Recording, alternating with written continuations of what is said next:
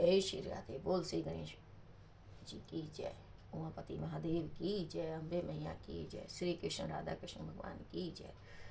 श्री कृष्ण की वाणी गीता मैया का तीसरे अध्याय का माध्यम और सार सुनेगा आरती से। श्री भगवान जी कहते हैं, हे प्रिय जन, स्थान में एक जड़ नामक ब्राह्मण था जो कौशिक वंश में उत्पन्न हुआ था। उसने अपना जातीय धर्म छोड़कर बनिए की वृत्ति में मन लगाया। उसे पराई स्त्रियों के साथ व्याभिचार करने का व्यसन पड़ गया था।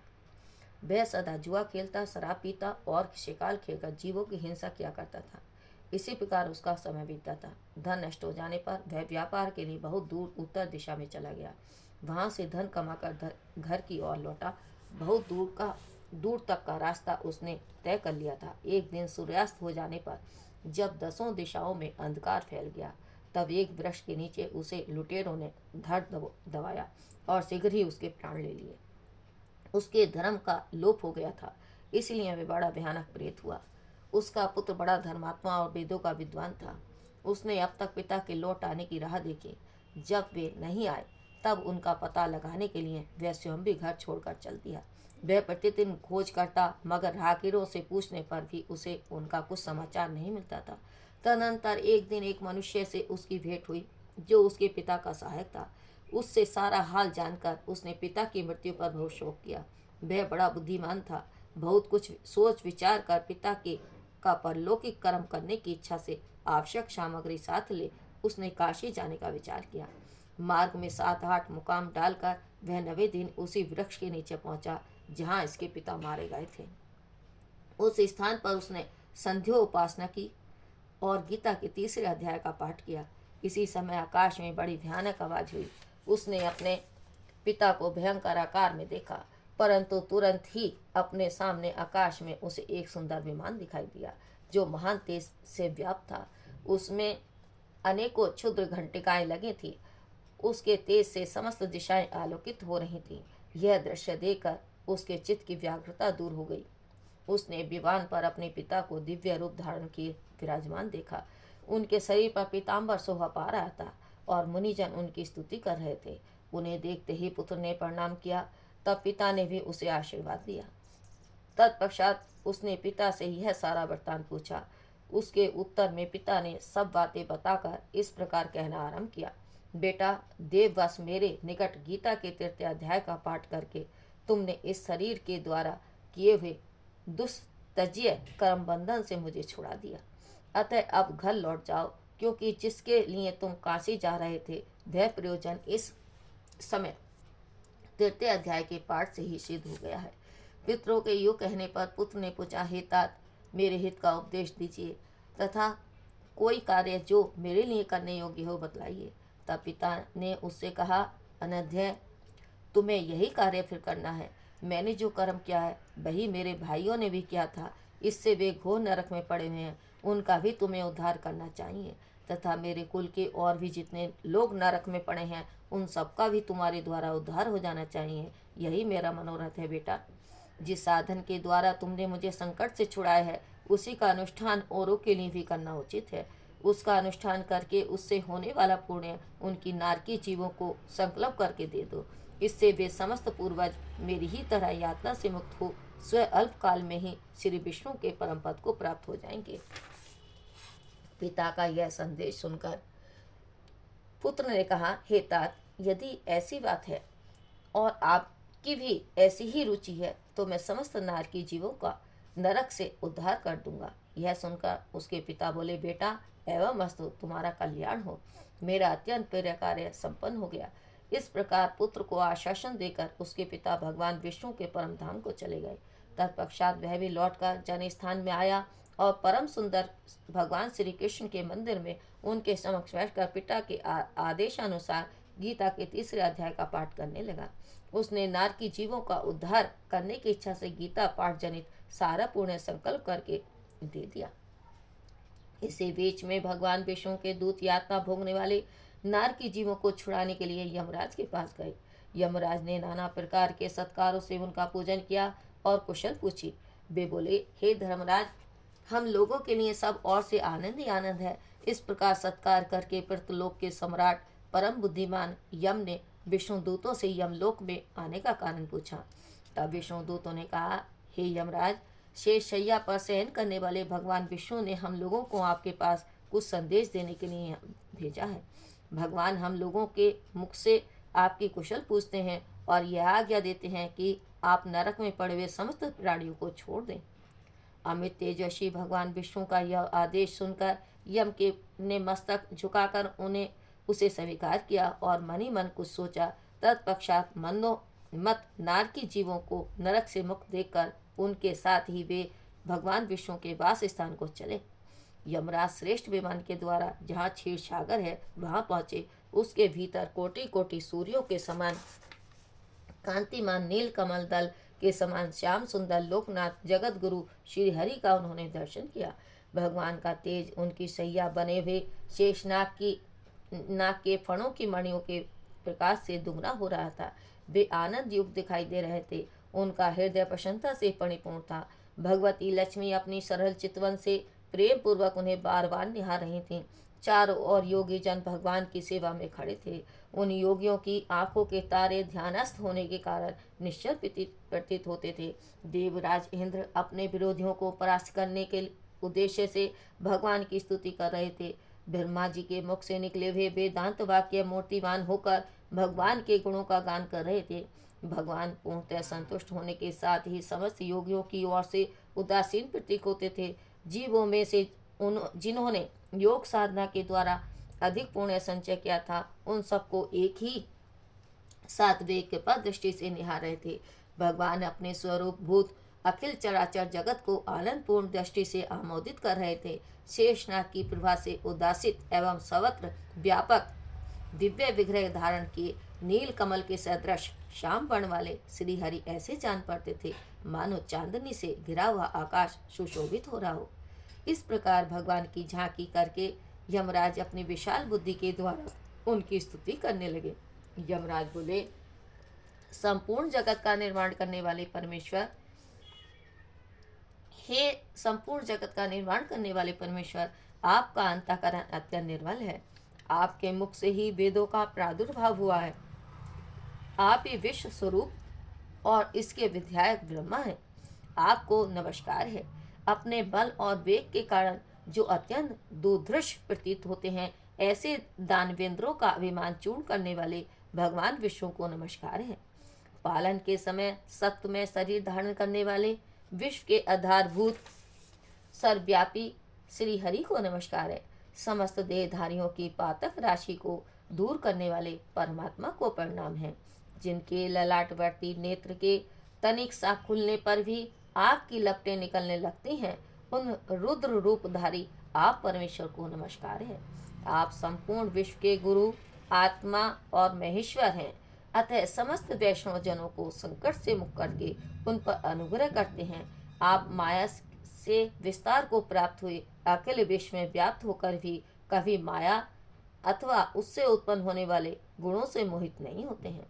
माया तथा माया जनित गुणों के बीच में स्थित होने पर भी आप पर उनमें से किसी का प्रभाव नहीं पड़ता। आपकी महिमा का अंत नहीं है, क्योंकि आप असीम हैं। फिर आप वाणी के विषय कैसे हो सकते हैं? अतः मेरा मौन रहना ही उचित है। इस प्रकार स्तुति करके यमराज ने हाथ जोड़कर कहा, हे जगत गुरु, आपके आदेश से इन जीवों को गुण रहित होने पर भी मैंने छोड़ दिया है। अब मेरे योग्य और जो कार्य है उसे बताइए।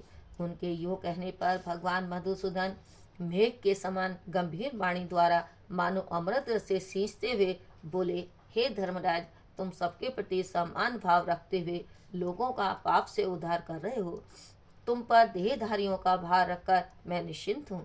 अतः तुम अपना काम करो और अपने लोक को लौट जाओ। यो कहकर भगवान अंतर ध्यान हो गए। यमराज भी अपनी पुरी को लौट आए। तब वह ब्राह्मण अपनी जाति के और समस्त नारकी जीवों का नरक से उद्धार करके स्वयं श्रेष्ठ विमान द्वारा श्री विष्णु भगवान को धाम को चला गया। बोल श्री कृष्ण भगवान की जय। गीता के तीसरे अध्याय का सार सुनिएगा। ओम श्री परमात्मे नमः। तीसरा अध्याय। इस पर अर्जुन ने प्रश्न किया कि हे जनार्दन, यदि कर्मों की अपेक्षा ज्ञान आपके श्रेष्ठ मान्य हैं, तो फिर हे केशव, मुझे भयंकर कर्म में क्यों लगाते हैं, तथा आप मिले हुए से वचन से मेरी बुद्धि को मोहित से करते हैं। इसलिए उस एक बात को निश्चित करके कहिए कि जिससे मैं कल्याण को प्राप्त हूँ। इस प्रकार अर्जुन के पूछने पर भगवान श्री कृष्ण महाराज बोले, हे निष्पाप अर्जुन, इस श्लोक में दो प्रकार की निष्ठा मेरे द्वारा पहले कही गई है, ज्ञानियों की ज्ञान योग से और योगियों के निष्काम कर्म योग से। परंतु किसी भी मार्ग के अनुसार कर्मों को स्वरूप से त्यागने की आवश्यकता नहीं है, क्योंकि मनुष्य न तो कर्मों के न करने से निष्कर्मता को प्राप्त होता है और न ही कर्मों के त्यागने से भगवत साक्षात्कार रूप सिद्धि को प्राप्त होता है, तथा सर्वथा कर्मों का स्वरूप से त्याग हो भी नहीं सकता, क्योंकि कोई भी पुरुष किसी काल में क्षण मात्र भी बिना कर्म किए नहीं रहता। निसंदेह सभी पुरुष प्रकृति से उत्पन्न हुए गुणों द्वारा परवश हुए कर्म करते हैं। इसलिए जो मूढ़ बुद्धि पुरुष कर्मेंद्रियों को हट से रोककर इंद्रियों के भोगों को मन से चिंतन करता रहता है, वह मिथ्याचारी अर्थात दंभी कहा जाता है। और हे अर्जुन, जो पुरुष मन से इंद्रियों को वश में करके अनासक्त हुआ कर्मेंद्रियों से कर्म योग का आचरण करता है, वह श्रेष्ठ है। इसलिए तू शास्त्र विधि से नियत किए हुए स्वधर्म रूप कर्म को कर, क्योंकि कर्म न करने की अपेक्षा कर्म करना श्रेष्ठ है, तथा कर्म न करने से तेरा शरीर निर्वाह भी नहीं होगा। हे अर्जुन, बंधन के भय से भी कर्मों का त्याग करना योग्य है नहीं है, क्योंकि यज्ञ अर्थात विष्णु के निमित्त किए हुए कर्म के सिवा अन्य कर्म में लगा हुआ ही यह मनुष्य कर्मों के द्वारा बनता है। इसलिए हे अर्जुन, आसक्ति से रहित हुआ उस परमेश्वर के निमित्त कर्म का भली प्रकार आचरण कर। कर्म न करने से तो पाप को भी प्राप्त होगा, क्योंकि प्रजापति ब्रह्मा ने कल्प के आदि में यज्ञ सहित प्रजा को रचकर कहा कि इस यज्ञ द्वारा तुम लोगों वृद्धि को प्राप्त हो, और यज्ञ तुम लोगों को इच्छित कामनाओं के देने वाले होवे, तथा तुम लोग इस यज्ञ द्वारा देवताओं की उन्नति करो और वे देवता लोग तुम लोगों की उन्नति करें। इस प्रकार आपस में कर्तव्य समझकर उन्नति करते हुए परम कल्याण को प्राप्त होगे, तथा यज्ञ द्वारा बढ़ाए हुए देवता लोग तुम्हारे लिए बिना मांगे ही प्रिय भोगों को देंगे। उनके द्वारा दिए हुए भोगों को जो पुरुष इनके लिए बिना दिए ही भोगता है, वह निश्चित चोर है। कारण कि यज्ञ से बचे हुए अन्न को खाने वाले श्रेष्ठ पुरुष सब पापों से छूटते हैं, और जो पापी लोग अपने शरीर पोषण के लिए ही पकाते हैं, वे तो पाप को ही खाते हैं। क्योंकि संपूर्ण प्राणी अन्न से उत्पन्न होते हैं, और अन्न की उत्पत्ति वृष्टि से होती है, तथा वृष्टि यज्ञ से होती है, और यज्ञ कर्मों से उत्पन्न होने वाला है। तथा उस क्रम को तू वेद से उत्पन्न हुआ जान, और वेद अविनाशी परमात्मा से उत्पन्न हुआ है। इससे सर्वव्यापी परम अक्षर परमात्मा सदा ही यज्ञ में प्रतिष्ठित है। हे पार्थ, जो पुरुष इस लोक में इस प्रकार चलाए हुए सृष्टि चक्र के अनुसार नहीं बरतता, अर्थात शास्त्रानुसार कर्मों को नहीं करता है, वह इंद्रियों के सुख को भोगने वाला पापायु पुरुष व्यर्थ ही जीता है। परंतु जो मनुष्य आत्मा ही में वृत्ति वाला और आत्मा ही में तृप्त तथा आत्मा में ही संतुष्ट होवे, उसके लिए कोई कर्तव्य नहीं है। क्योंकि इस संसार में उस पुरुष का किए जाने से भी कोई प्रयोजन नहीं है, और न किए जाने से भी कोई प्रयोजन नहीं है, तथा इसका संपूर्ण भूतों में कुछ भी स्वार्थ का संबंध नहीं है, तो भी उसके द्वारा केवल लोक हितार्थ मतलब लोक के हित के लिए कर्म किए जाते हैं। इससे तू अनासक्त हुआ निरंतर कर्तव्य कर्म का अच्छी प्रकार आचरण कर, क्योंकि अनासक्त पुरुष कर्म करता हुआ परमात्मा को प्राप्त होता है। इस प्रकार जनकादि ज्ञानी जन भी आसक्ति रहित कर्म द्वारा ही परम सिद्धि को प्राप्त हुए हैं। इसलिए तथा लोक संग्रह को देखता हुआ तू भी कर्म करने को ही योग्य है, क्योंकि श्रेष्ठ पुरुष जो जो आचरण करता है, अन्य पुरुष भी उसके ही अनुसार बरतते हैं। वह पुरुष जो कुछ प्रमाण कर देता है, लोग भी उसी के अनुसार बरतते हैं। इसलिए है अर्जुन, यदि तुझे तीनों लोकों में कुछ भी कर्तव्य नहीं है, तथा किंचित भी प्राप्त होने योग्य वस्तु प्राप्त नहीं है, तो भी मैं कर्म में ही बरतता हूँ। क्योंकि यदि मैं सावधान हुआ कदाचित कर्म में न बरतूं, तो हे अर्जुन, सब प्रकार से मनुष्य मेरे बर्ताव के अनुसार बरतते हैं, अर्थात बरतने लग जाएंगे। तथा यदि मैं कर्म न करूं, तो ये सब लोग भ्रष्ट हो जाएंगे, और मैं बड़ शंकर का करने वाला हूँ, तथा इस सारी प्रजा का हनन करूं, अर्थात मारने वाला बनूं। इसलिए हे भरत, हे भरत, कर्म में आसक्त हुए अज्ञानी जन जैसे कर्म करते हैं, वैसे ही अनासक्त हुआ विद्वान भी लोक शिक्षा को चाहता हुआ कर्म करे। ज्ञानी पुरुष को चाहिए कि कर्मों में आसक्ति वाले अज्ञानियों के विरुद्ध बुद्धि में भ्रम अर्थात कर्मों में अश्रद्धा उत्पन्न न करे, किंतु स्वयं परमात्मा के स्वरूप में स्थित हुआ और सब कर्मों को अच्छी प्रकार करता हुआ उससे भी वैसे ही करवावे। हे अर्जुन, वास्तव में संपूर्ण कर्म प्रकृति के गुणों के द्वारा किए हुए हैं, तो भी अहंकार से मोहित हुए अंतःकरण वाला पुरुष मैं करता हूँ ऐसे मान लेता है। परंतु हे महाभाव, गुण विभाग तथा और कर्म विभाग तत्व को जानने वाला ज्ञानी पुरुष संपूर्ण गुण गुणों में बरतते हैं ऐसे मानकर नहीं आसक्त होता, और प्रकृति के गुणों से मोहित हुए पुरुष गुण और कर्मों में आसक्त होते हैं। उन अच्छी प्रकार न समझने वाले मूर्खों को अच्छी प्रकार जानने वाला ज्ञानी पुरुष चलायमान ना करे। इसलिए हे अर्जुन, तू ध्यान निष्ठ चित्त से संपूर्ण कर्मों को मुझ में समर्पण कर दे। आशा रहित और ममता रहित होकर संताप रहित हुआ युद्ध कर। हे अर्जुन, जो कोई भी मनुष्य दोष बुद्धि से रहित और श्रद्धा से युक्त हुए सदा ही मेरे इस मत के अनुसार बरतते हैं, वे पुरुष संपूर्ण कर्मों से छूट जाते हैं।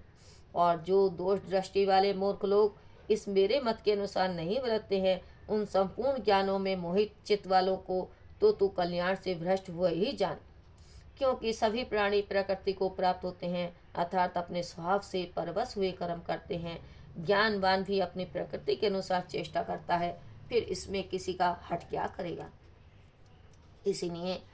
इसीलिए मनुष्य को चाहिए कि इंद्रिय के अर्थ में अर्थात सभी इंद्रियों के भोगों में स्थित जो राग और द्वेष हैं, उन दोनों के वश में नहीं होवे, क्योंकि इसके वे दोनों ही कल्याण मार्ग में विघ्न करने वाले महान शत्रु हैं।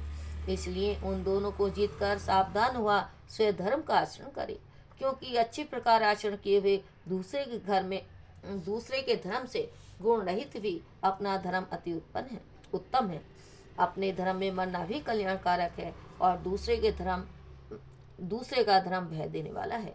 इस पर अर्जुन ने पूछा कि हे कृष्ण, फिर यह पुरुष वाला लगाए हुए सदृश नख चाहता हुआ भी किससे प्रेरा हुआ पाप का आचरण करता है। इस प्रकार अर्जुन के पूछने पर श्री कृष्ण महाराज बोले कि हे अर्जुन, रजोगुण से उत्पन्न हुआ यह काम ही क्रोध है, और यही महा असन अर्थात अग्नि के सदृश भोगों से न तृप्त होने वाला और बड़ा पापी है।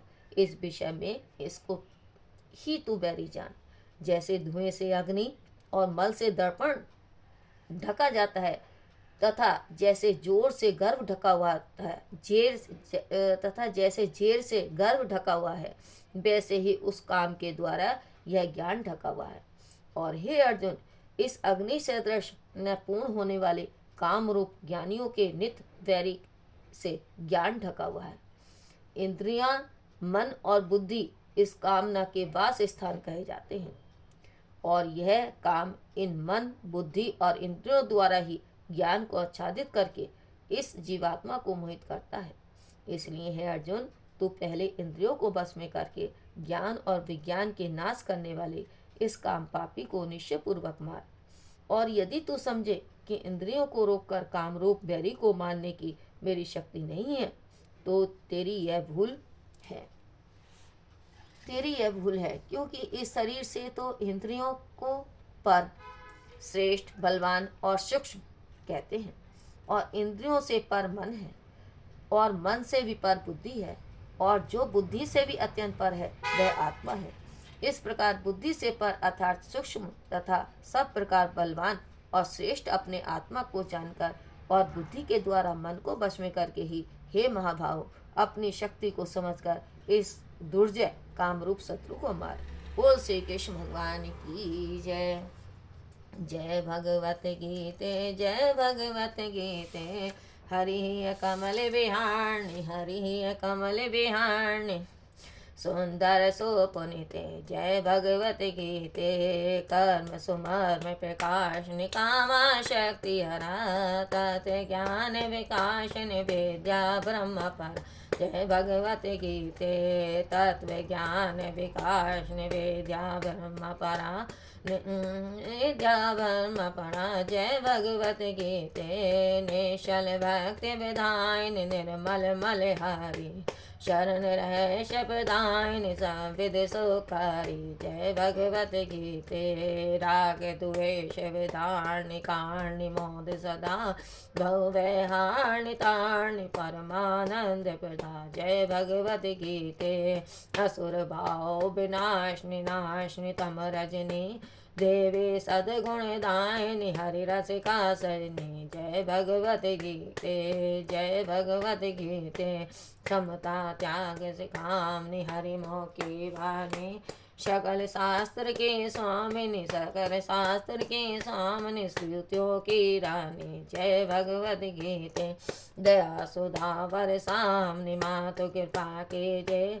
हरिपद प्रेम दान करे हरिपद प्रेम दान करे अपनों कर लीजिए। जय भगवत गीते। जय भगवत गीते। बोलो गीता मैया की जय। गंगणवतने मंगलम कपूर गौरम कर्णावतारम संसारे सारम भुजेन्द्रहारम सदा वसंतं हृदयारविन्दे भवं भवानी सहितं नमामि। मंदारमाला कुलितालिकाय कपालमाला शशिशेखराय दिव्याम्बराय च दिगम्बराय नमः शिवाय च नमः शिवाय।